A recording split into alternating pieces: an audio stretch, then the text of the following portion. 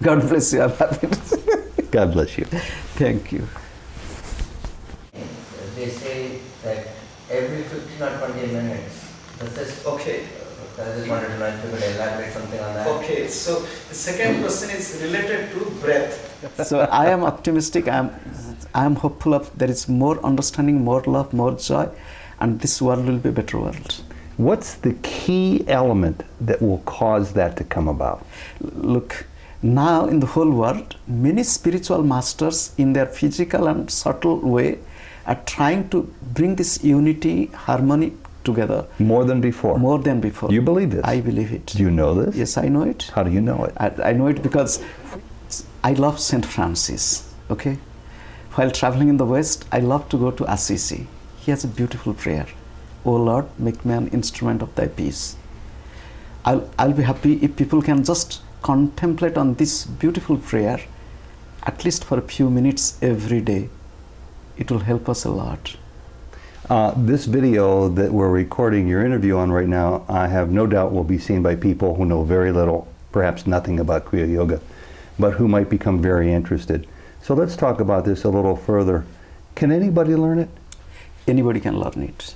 And is it a process that requires a well-trained spiritual mind to really be able to allow its teachings to go? No, the thing is, if one is eager to know, has some sincerity and little bit love for God, one can come and practice. When did Jesus come? During his time, can you tell that he didn't face any trouble or difficulties? And when Jesus said, Kingdom of Heaven is near, Kingdom of Heaven is in your hand, Kingdom of Heaven is within you, and in trouble, in difficulties, he also said. And when he said, why can't we? And he said not for himself, he said, go and tell everybody, Kingdom of Heaven is near, in your hand, within you. So thing is, we have to tune our mind, turn our mind towards God, towards love. God is love. Swami, you're a very young man. What are you going to do when you grow up? I think I've already grown up. I'll be happy to go. You're happy to go? Where? I know where. Are you going to take the next bus out? He is a jolly Swami, but with a very serious message. Swami Prajanananda from Orissa, India. In 1995, Swami Prajanananda was directed by his teacher to travel to Europe, the US, and other countries in order to propagate Kriya Yoga through public lectures, seminars, retreats, and meditation. In 1999, Swami Prajanananda became the third ever Indian monk following Swami Vivekananda and Sri Ravi Shankar to address the Parliament of World Religions. Welcome to Souljourns. This interview was recorded in Cleveland, Ohio in November 2006. Swami Prajanananda, good morning. Good morning. It's such a pleasure to have you here in our midst in northeastern Ohio. I'm curious to begin with, when you first realized as a young man, as an adult, or perhaps even as a small young boy, when you discovered the spiritual path? Okay. This is a difficult question, but it is a beautiful one. Why is it difficult? Difficult means it has something to tell which many people may not believe. I believed in dreams. Okay? Mm-hmm. I remember this dream as a little boy. So And the then, dream brought a lot of change in my life. The dream was, I was a little boy. I was in the dream going to my school. On the way, a big snake came to me and coiled in my front. It did? It did, in dream. In your Then dream? I bowed down to the snake without any fear, and we had a beautiful conversation. And the snake told many things to me. It was really amazing with human voice. And I was listening to the snake. And then the dream disappeared, but I remember the text of the dream even today. So it was a significant dream, and which gave a clear vision of my life a lot. So the dream had great meaning for you. I will say that. But on the other hand, I will tell from my childhood I was like this, being born in a Brahmin's family in India. And secondly, I was so sick. I was not going out to play with my friends or brothers and sisters, most of the time I was sitting silently. So my sickness brought me to be more introvert, to think of God, to pray to God. So it made me more spiritual. Let me ask you about that. Is that something that we're all directed to do, to become more introverted? It doesn't mean. The thing is not that everybody need to get that state to be introverted, but something happens in somebody's life. In my life, when I was born as a 7-month-old child, premature in a village, not so much of medical treatment, so I had no other way to be like that. So I thought it is a grace. So I was sitting alone, looking in a family temple to the deities, listening to devotional songs by my mother, and then sitting silently, looking at the sky, looking at the birds.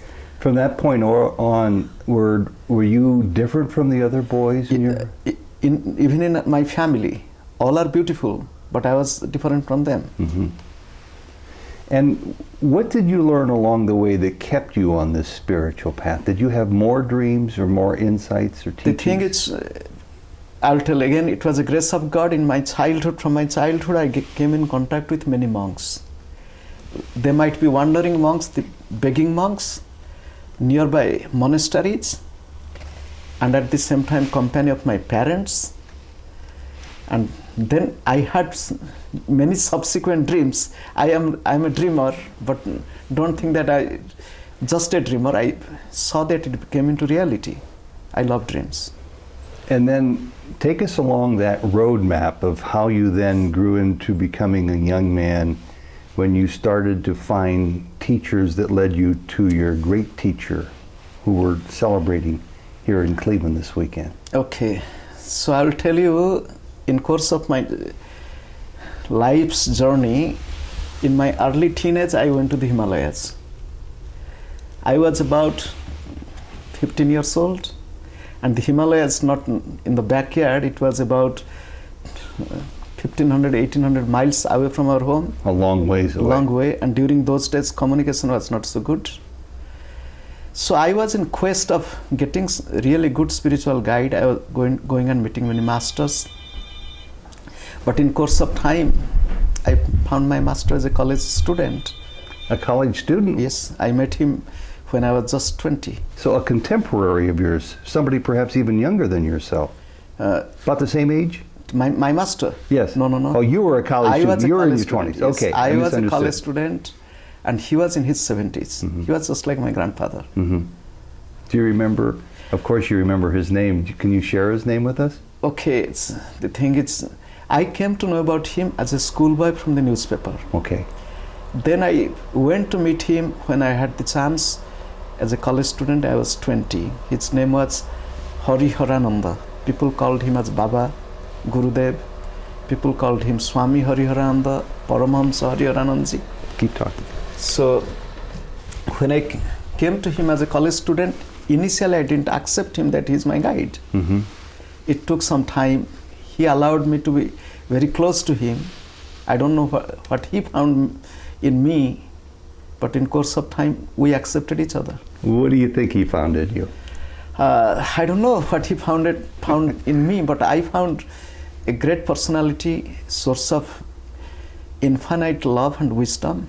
I'm going to guess from the expression in your eyes and your smiling face, perhaps he found a very open heart and a willing soul to learn what he had to teach. Yes, that's true.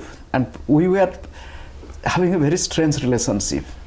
In India, when somebody calls suppose a teacher with respect, you, oh adorable one, like, so he started calling me in expression of you with respect.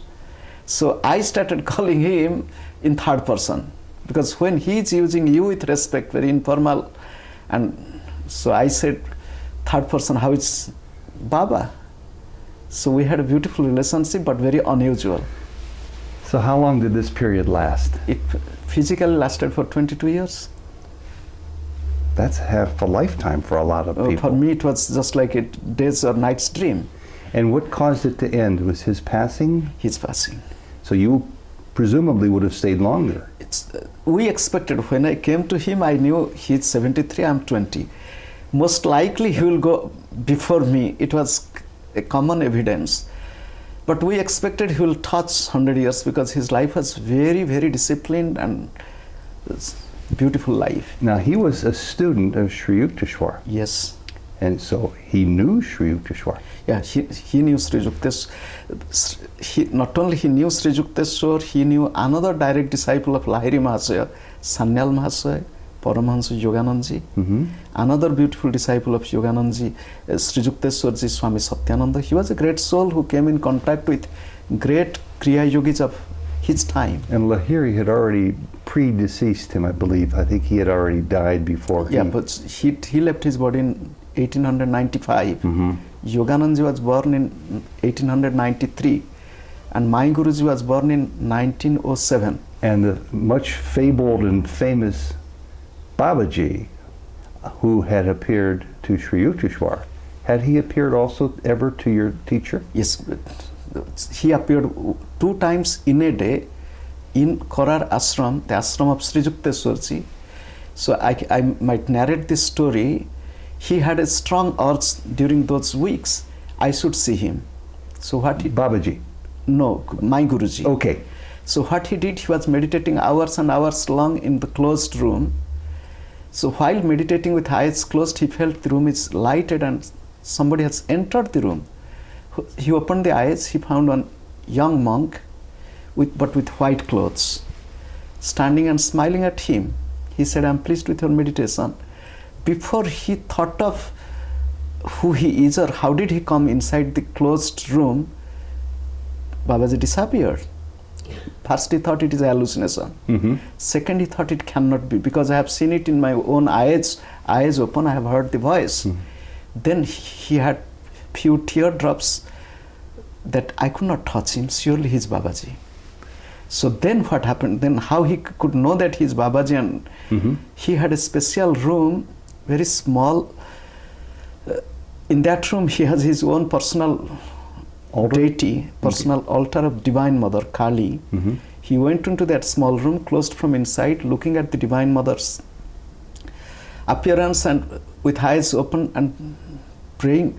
He came, but I could not touch his feet.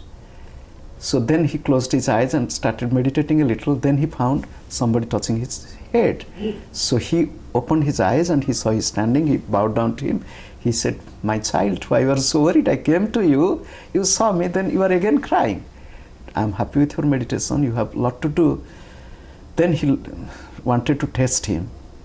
In front of the altar, there was a plate with some fruits cut into pieces to be offered to the Divine Mother.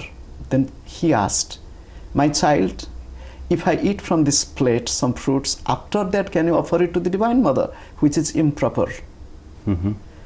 He said, "To me, my Guru is God, my Guru is Divine Mother. Even if you take fruits from it, I will offer to the Mother because Mother is love. She knows what love is."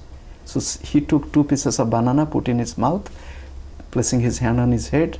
Then he disappeared from the room without opening the door. So he told him, "Meditate for a while." So after some meditation, when he opened the door, outside the children of ashram school were playing. Baba asked them, "Have you seen any monk in this appearance?" But they said, "No, we have not seen anybody." So Babaji has come to many people. So what do these stories of apparitions mean to you?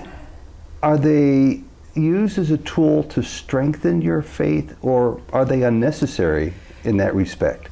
You look, in every religion they believe in, for example, angels. If you read of Christianity, angel came and appeared near Mother Mary. Similarly, there are many divine beings who are there present in this world. They come to us to guide us, to help us, to affirm, to confirm our faith and belief and to make us stronger, to go further. So it is miraculous and wonderful world. But why are some people who are intensely on a spiritual path able to sip from this nectar and have these angels, these divine beings appear to them, and others, many others are not, ever in their whole lifetime? Okay.